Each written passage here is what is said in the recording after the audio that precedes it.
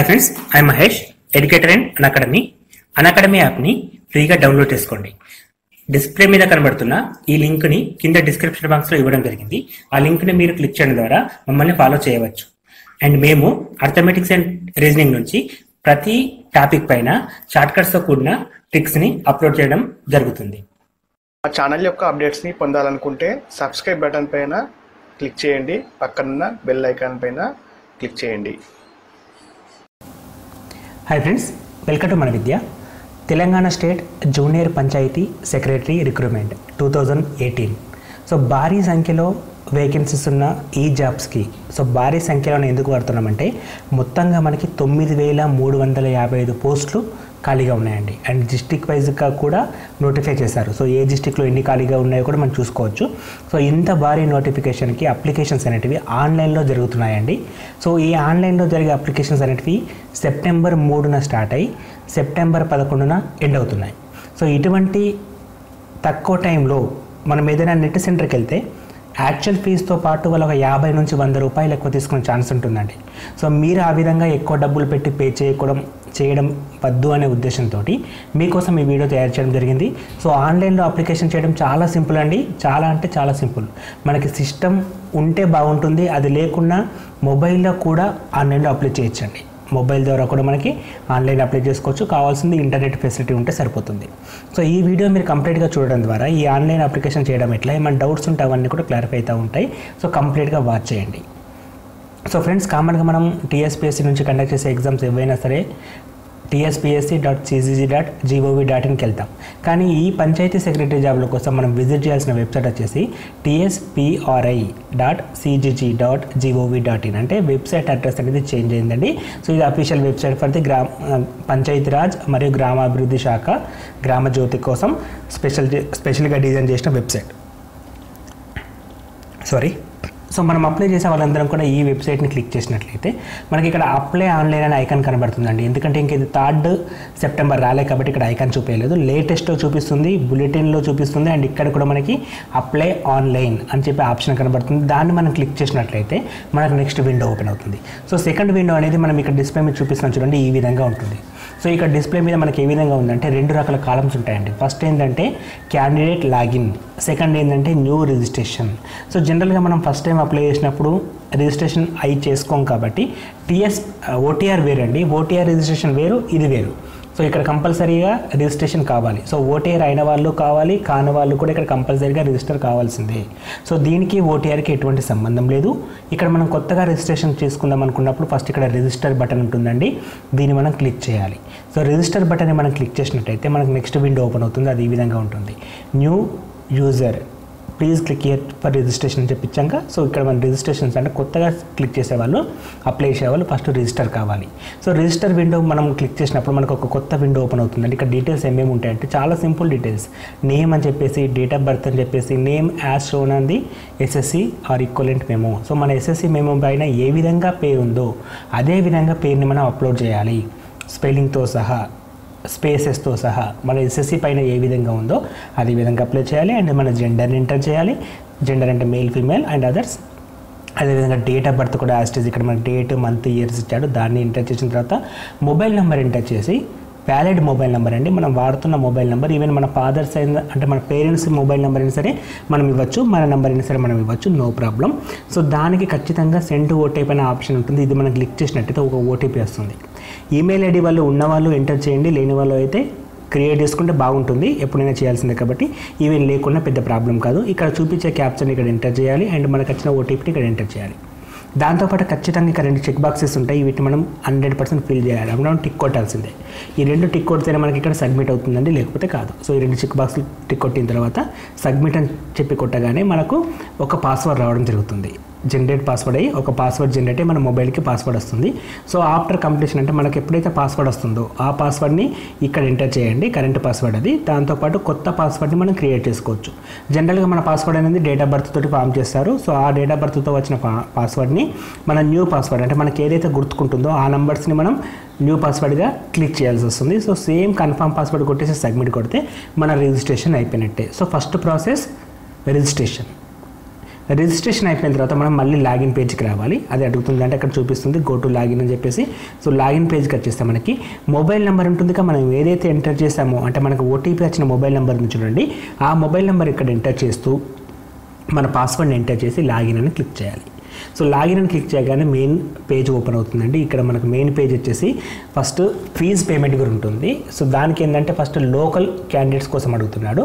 So ఏ district నుంచి మనం apply చేస్తున్నామో అక్కడ డిస్ట్రిక్ట్ సెలెక్ట్ చేసుకోవాలి అండ్ కమ్యూనిటీ సెలెక్ట్ చేయాలి. తర్వాత ఏమైనా పిహెచ్సి లేదా ఎక్స్ సర్వీసెస్ ఏమైనా కోటాస్ ఉంటే వాటిని కూడా ఎంటర్ చేసిన తర్వాత ఇక్కడ చెక్ బాక్స్ ఉంటుంది. దీన్ని క్లిక్ చేస్తే ఇక్కడ మనకు అమౌంట్ చూపిస్తుందండి. ఇక్కడ మనం ఎంటర్ చేసిన డీటెయిల్స్ ప్రకారం ఇక్కడ మనకు ఎంత ఫీజు ఉంటుందో చూపిస్తుంది. సో ఆ ఫీజు మనకి చూపించిన తర్వాత పే అని కనబడుతుంది. ఇక్కడ పే అనే బటన్ని క్లిక్ చేసినట్లయితే పేమెంట్ పేజ్కి వెళ్ళిపోతాం. సో ఇది పేమెంట్ పేజ్ అండి. సో ఈ పేమెంట్ పేజ్లో name mobile number email ID and amount చూపించడం జరుగుతుంది. మన పేమెంట్ అంటే మనం ఎంటర్ చేస్తాం కదా ఆల్రెడీ, మన 10th మెమో మీద ఉన్న పేరు అండ్ మన మొబైల్ నెంబర్ మన ఈమెయిల్ ఐడి ఇక్కడ చూపిస్తుందండి. సో ఇక్కడ మనం పే నౌ అని కొట్టగానే మనకి ట్రాన్సాక్షన్ ఐడి చూపిస్తుంది. సో పేమెంట్ చేయడానికి డిఫరెంట్ వేస్ ఉంటాయండి. మన ఏటీఎం కార్డ్ అనేది పేమెంట్ చేయడానికి ఉపయోగపడుతుంది. సో మన డెబిట్ కార్డ్ అంటాం దాన్ని, బేసిక్గా ఏటీఎం కార్డ్ని డెబిట్ కార్డ్ అంటాం. సో దానిపైన ఉండే డీటెయిల్స్ ఎంటర్ చేస్తూ ఒక ఓటీపీ వస్తుంది, మొబైల్కి లింక్ అయిన మొబైల్ నెంబర్కి వస్తుంది. సో ఆ నెంబర్కి వచ్చిన ఓటీపీ ఎంటర్ చేసి సబ్మిట్ కొట్టేస్తే పేమెంట్ అయిపోతుంది. పెద్దగా కాస్ట్ ఏమి ఉండదండి. మనకు పేమెంట్ ఛార్జ్ అనేది 400 రూపాయలకైతే 3 రూపాయలు గాను, అదేవిధంగా 800 రూపాయలకైతే 5 రూపాయలు గాను ఛార్జ్ పడడం. సో మనకి ఒక్కసారి పేమెంట్ అనేది కంప్లీట్ అయిన తర్వాత, సో మనం ఎంత అయితే అమౌంట్ పే చేస్తున్నామో ఆ పేమెంట్ కంప్లీట్ అయిన తర్వాత మనకి మెసేజ్ కూడా రావడం జరుగుతుంది బ్యాంక్ నుంచి. సో ఎంత అమౌంట్ కట్టుందో ఆ మెసేజ్తో పాటు సో మనకి రిజిస్ట్రేషన్కి సంబంధించిన పేమెంట్ డీటెయిల్స్ కూడా రావడం జరుగుతుందండి. దాన్ని స్క్రీన్ షాట్ పెట్టుకుంటే మనకి సేఫ్ సైడ్. సో దాంతోపాటు పేమెంట్ కంప్లీట్ అయిపోయిన తర్వాత ఈ ట్రాన్సాక్షన్ సక్సెస్ఫుల్ అని మెసేజ్ చూపిస్తుందండి. ఈ మెసేజ్ని మనం స్క్రీన్ షాట్ తీసి పెట్టుకోవాలి, లేదా వీలైతే జిరాక్స్ ప్రింట్ ఇచ్చేస్తే అయిపోతుంది. సో స్క్రీన్ షాట్ పీడిఎఫ్లో సేవ్ చేసుకుంటే బెస్ట్ అండి. దీని తర్వాత మనకి పేమెంట్ అయిపోయిన తర్వాత సేవ్ అండ్ నెక్స్ట్ బటన్ ఉంటుంది. అది మనం క్లిక్ చేసినప్పుడు సో మనకు వచ్చేసి పర్సనల్ డీటెయిల్స్ అడుగుతుందండి. పర్సనల్ డీటెయిల్స్లో ముఖ్యంగా మనం ఎంటర్ చేయాల్సింది Aadhaar card details, voter ID details, pan card number ఉంటే పాన్ కార్డ్ నెంబర్ డీటెయిల్స్, అదేవిధంగా డ్రైవింగ్ లైసెన్స్ ఉంటే డ్రైవింగ్ లైసెన్స్ డీటెయిల్స్. సో ఇవన్నీ కూడా మ్యాండేటరీ కాదండి. ఆధార్ కార్డు ఒకటి మాత్రం కంపల్సరీగా ఎంటర్ చేసిన డీటెయిల్స్. సో దాంతోపాటు మిగిలినవి ఉంటే ఎంటర్ చేయొచ్చు, లేకపోతే లేదండి. సో దాంతోపాటు ఇక్కడ మనకి photo, other government photo issues అని అడుగుతున్నాను. సో ఇందులో ఏదో ఒకటి మెన్షన్ చేసినా సరిపోతుందండి. ఖచ్చితంగా ఒకటి మాత్రం డీటెయిల్స్ మనం ఇవ్వాల్సి వస్తుంది. దాని జిరాక్స్ మనం ఎగ్జామ్ టైంలో తీసుకెళ్తే మనకి బెస్ట్ అండి. సో దాని తర్వాత పర్సనల్ డీటెయిల్స్లో మనకి ఎస్ఎస్సి ఈక్వలెంట్ ఉండే నేమ్ ప్రకారం నేమ్ ఎంటర్ చేయాలి. సో ఇక్కడ మనకి ఇచ్చేస్తుంది ఆల్రెడీ. మనం ఫస్ట్ మన రిజిస్ట్రేషన్ టైంలో మన name, gender and date of birth ఇచ్చాం కాబట్టి అది యాస్ట్రీగా ఇక్కడ రావడం జరుగుతుంది. సో తర్వాత మన place of birth, mandal and village address మొత్తం ఇస్తాము, కమ్యూనిటీ డీటెయిల్స్ కూడా ఇస్తాము.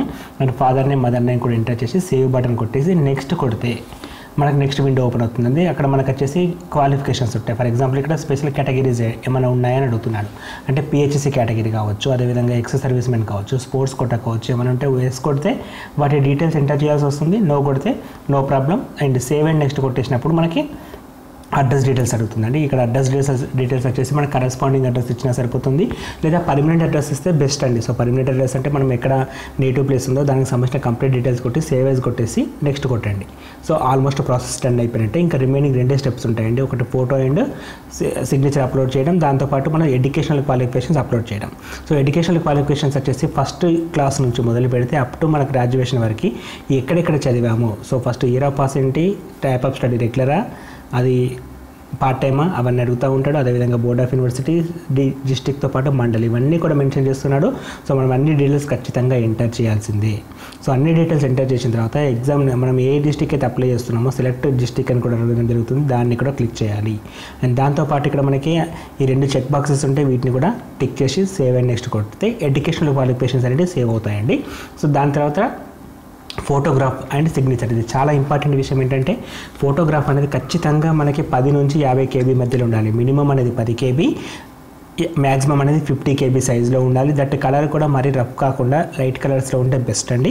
దాంతోపాటు సిగ్నేచర్ అనేది ఖచ్చితంగా మనకి 10 KB నుంచి 20 KB మధ్యలో ఉండాలి. 10 to 20 KB మధ్యలో ఉంటేనే యాక్సెప్ట్ చేస్తుంది, లేకపోతే చేయదండి. సో ఆ 2 కూడా అప్లోడ్ చేసిన తర్వాత మనకి ప్రివ్యూ చూపించడం జరుగుతుంది. సో ప్రివ్యూ చూపించిన తర్వాత ఎగ్జామినేషన్ సెంటర్స్ని మనం సెలెక్ట్ చేసుకోవాల్సి వస్తుంది. సో ఎగ్జామినేషన్ సెంటర్స్ వచ్చేసి మనకి ఇక్కడ కేటగిరీ అంటే మన జాబ్ ప్రియారిటీస్ ఉంటాయండి. ఫస్ట్ జాబ్ ప్రియారిటీస్ మనకున్న 31 డిస్ట్రిక్ట్స్ మొత్తం కూడా ఇచ్చారు. హైదరాబాద్ వాళ్ళు లోకల్ కాదు కాబట్టి మిగతా ఏదైనా డిస్ట్రిక్ట్కి నాన్ లోకల్ కింద అప్లై చేసుకోవాల్సి వస్తుంది. అదేవిధంగా జాబ్ ప్రియారిటీ తర్వాత submit and save and submit button press చేసేసి లాస్ట్ స్టెప్ అండి ఎగ్జామినేషన్ సెంటర్ని సెలెక్ట్ చేసుకోవడం. సో ఎగ్జామినేషన్ సెంటర్ని సెలెక్ట్ చేసుకున్న తర్వాత మీడియం ఆఫ్ ఎగ్జామినేషన్ మీకు తెలుగులో రాయాలనుకుంటే తెలుగులో రాయొచ్చు, ఇంగ్లీష్లో కావాలంటే హిందీ, ఈవెన్ ఉర్దూ వాళ్ళకు కూడా ఉర్దూ మీడియం కూడా ప్రొవైడ్ చేస్తున్నాడు. దాంతోపాటు 2 చెక్ బాక్సెస్ ఉంటాయి, వీటిని కూడా ఖచ్చితంగా మనం క్లిక్ చేయాల్సిందే. సో మొత్తం డీటెయిల్స్ కంప్లీట్ అయిన తర్వాత సబ్మిట్ బటన్ కొట్టేస్తే మన ఫామ్ అనేది సక్సెస్ఫుల్గా అప్లోడ్ కావడం జరుగుతుంది. సో వన్స్ ఫామ్ అనేది సక్సెస్ఫుల్ అప్లోడ్ అయిన తర్వాత మనం దాన్ని ప్రింట్ కూడా తీసుకోవచ్చు అండి. ప్రింట్ అని కొట్టి పీడిఎఫ్ లేక సేవ్ చేసుకోవచ్చు. మొబైల్లో అయితే, సిస్టంలో అయితే ప్రింటర్ అవైలబిలిటీ ఉంటే డైరెక్ట్గా ప్రింట్ ఇవ్వచ్చు. సో ఈ ఫామ్ అనేది మనకి ఎప్పుడు అవసరం వస్తుంది అంటే ఫర్దర్ డీటెయిల్స్కి అవసరం వస్తుంది తప్ప మనకి ఇక్కడ ఎగ్జామ్కి ఫామ్ తీసుకురమ్మని అడగరు. కాబట్టి దీన్ని మనం పీడిఎఫ్ లెక్క సేవ్ చేసి మెయిల్లో అటాచ్ చేసి పెట్టుకుంటే బెస్ట్ అండి. సో ఇట్లా మనం చేయడం ద్వారా ఒక 50 నుంచి 100 రూపాయలు సేవ్ చేసుకున్న వాళ్ళు అవుతాం. అదేవిధంగా డీటెయిల్స్ మనమే ఎంటర్ చేస్తాం కాబట్టి జాగ్రత్తగా ఎంటర్ చేస్తున్నాం కాబట్టి తప్పులు పోకుండా ఉంటాయండి. అండ్ ఈవెన్ నెట్ సెంటర్లో కూడా మనకి వాళ్ళకి ఏదైనా ఆప్షన్ మనకు సరిగ్గా చెప్పకపోయినా, వాళ్ళకి అర్థం కాకపోయినా వాళ్ళకి ఇష్టం వచ్చింది కొట్టడం ఉంటుంది. ఎందుకంటే అక్కడ మనకి వాళ్ళకి టైం మేనేజ్మెంట్ చూసుకుంటారు అంతే. ఎక్కువ టైంలో ఎక్కువ ఆన్సర్స్ చేద్దామని ఆగమనం చేసేటట్టు చిన్న మిస్టేక్స్ కూడా మన జాబ్ పైన ఎఫెక్ట్ అవ్వబడుతూ ఉంటాయి. కాబట్టి ఓన్గా చేయడం అనేది ద బెస్ట్ ప్రాసెస్. నిదానంగా చేయండి, జాగ్రత్తగా ఇక్కడ మనం చూపించిన డీటెయిల్స్ అన్ని కూడా దగ్గర పెట్టుకొని ఒకసారి వీడియో మళ్ళీ ఒకసారి బ్యాక్ చేసి చూసుకోండి, ఏమేమి కావాలో నోట్ చేసి పెట్టుకోండి. సో ఆ డీటెయిల్స్తో పాటు ఒకసారి మొబైల్లో నెట్ ఆన్ చేసేసి మొబైల్లో చేసుకోవచ్చు, లేదా సిస్టమ్స్ ఎవరైనా అవైలబిలిటీ ఉంటే సిస్టంలో కూడా చేసుకోవచ్చు. అనవసరంగా నెట్ సెంటర్కి వెళ్ళి డబ్బులు అనేది వేస్ట్ కాకుండా ఉంటాయి. సో ఫ్రెండ్స్ ఇక్కడ మనకి దీనికి సంబంధించిన పీడిఎఫ్ని కూడా మనకు కింద డిస్క్రిప్షన్ బాక్స్లో లింక్ ఇస్తున్నాం ఫ్రెండ్స్. ఆ డిస్క్రిప్షన్ బాక్స్లో ఇక్కడ మనం చెప్పిన పీడిఎఫ్ లింక్ కూడా ఉంటుంది. అదేవిధంగా నోటిఫికేషన్కి సంబంధించిన లింక్ కూడా కింద ఉంటుంది ఫ్రెండ్స్. డిస్క్రిప్షన్ బాక్స్ క్లిక్ చేసినట్లయితే అక్కడ మీకు లింక్ కనబడుతుంది. ఆ లింక్లో కంప్లీట్ డీటెయిల్స్ ఉంటాయి ఫ్రెండ్స్. అండ్ అదేవిధంగా మనకి పంచాయతీ సెక్రటరీకి సంబంధించి, జూనియర్ పంచాయతీ సెక్రటరీకి సంబంధించిన కంప్లీట్ స్టడీ మెటీరియల్ మీకు త్వరలోనే www.manavidya.in అనే వెబ్సైట్లో అప్లోడ్ చేస్తాం ఫ్రెండ్స్. అక్కడ మీరు ఫ్రీగా డౌన్లోడ్ చేసుకోవచ్చు. తెలుగు అండ్ ఇంగ్లీష్లో ఉంటుంది. అదేవిధంగా మ్యాథ్స్ పార్ట్కి సంబంధించిన వీడియోస్ అన్నీ కూడా మన విద్య యూట్యూబ్ ఛానల్ అంటే మా ఛానల్లో మీకు రెగ్యులర్గా అప్లోడ్ చేస్తాం ఫ్రెండ్స్. ఇప్పటి వరకు ఎవరైనా సబ్స్క్రైబ్ చేసుకునే వాళ్ళు ఉన్నారో వాళ్ళందరూ ప్లీజ్ సబ్స్క్రైబ్ చేసుకోండి. సో వన్స్ మీరు సబ్స్క్రైబ్ చేసుకోవడం ద్వారా నేను పెట్టే ప్రతి నోటిఫికేషన్ కానీ ప్రతి వీడియో కానీ మీకు మెసేజ్ రూపంలో వస్తుంది ఫ్రెండ్స్. దాన్ని మీరు ఫ్రీగా చూడగలుగుతారు, ఏది మిస్ కాకుండా ఉంటుంది. అండ్ మేము పెట్టే ప్రతి వీడియో కూడా ఎడ్యుకేషనల్కి సంబంధించింది మాత్రమే ఉంటుంది friends. And all the best friends. మీరు అనవసరంగా నెట్ సెంటర్కి వెళ్ళి డబ్బులు అనేటివి ఖర్చు పెట్టకండి, ఓన్గా ట్రై చేయండి ఫ్రెండ్స్. ఏమైనా డౌట్స్ ఉంటే కామెంట్ బాక్స్లో పోస్ట్ చేయండి, నేను మీకు రిప్లై కూడా ఇస్తాను. Thanks for watching. Thank you and all the best for your exam.